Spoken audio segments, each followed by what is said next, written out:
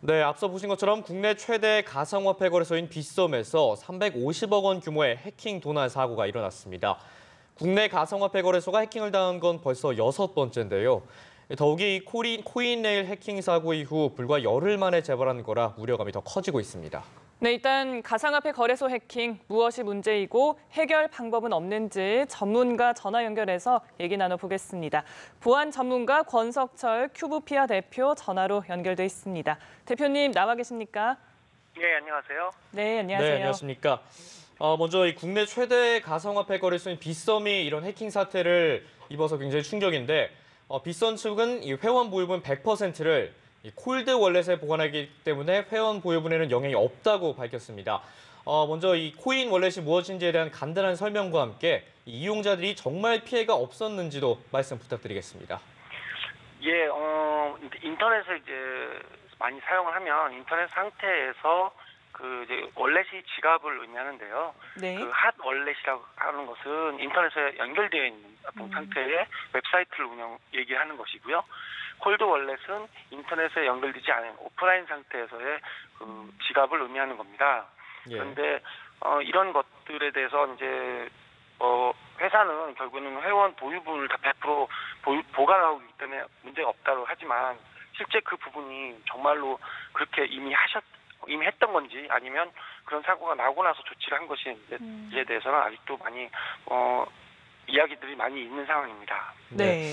만약에 이 가상화폐 거래소가 해킹을 당해서 이용자가 직접적인 금전 피해를 입었거나 또 입었다고 하면 또 도난당한 가상화폐는 회수할 방법이 있습니까? 사실 거래소의 그 자금 규모나 보상 제도에 대해서는 각각 좀 여러 가지 적용 방법이 다른데요. 네. 그동안에는 이제 몇몇 그 가상화폐에 대한 사고를 감당하지 못하면 파산하는 그런 그 거래소 업체들도 많이 있었습니다. 예. 그러나 이런 그 빗썸 같은 경우에는 이미 그 정도의 충분한 자금을 갖고 있기 때문에 그런 부분들의 피해는 보상을 할 수 있지 않을까. 그 어떤 기업의 정책에 의해서요.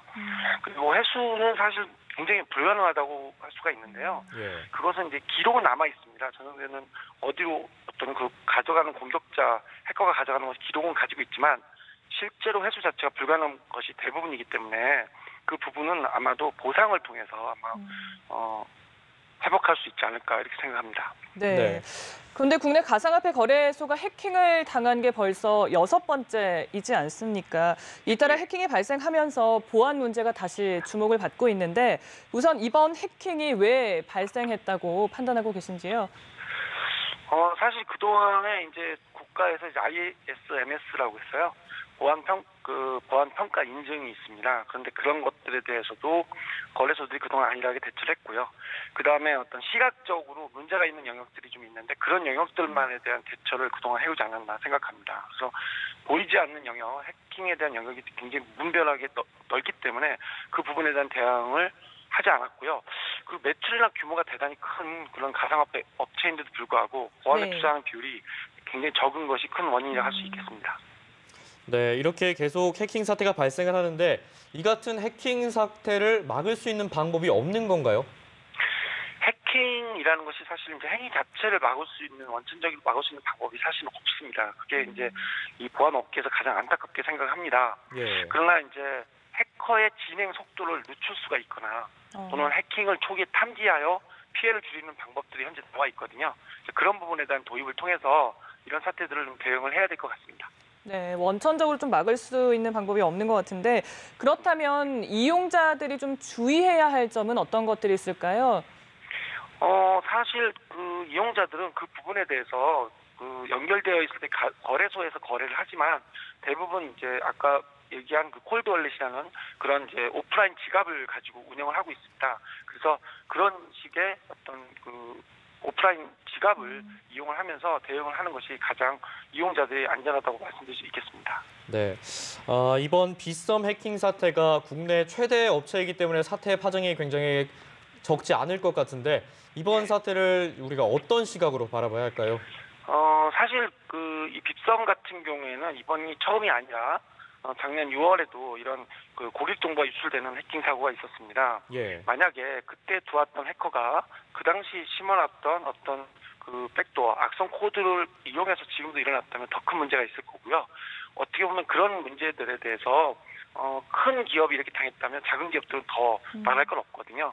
그런 부분에서 보안에 대해서 관심을 많이 가져야 될 것 같습니다. 네, 보안에 대해서 관심을 더 많이 가져야 된다라고 말씀해 주셨습니다. 거래소나 이용자뿐 아니라 이제는 근본적인 좀 대책 마련이 필요해 보이는데 정부와 금융당국에서는 어떤 조치를 취해야 한다고 보십니까?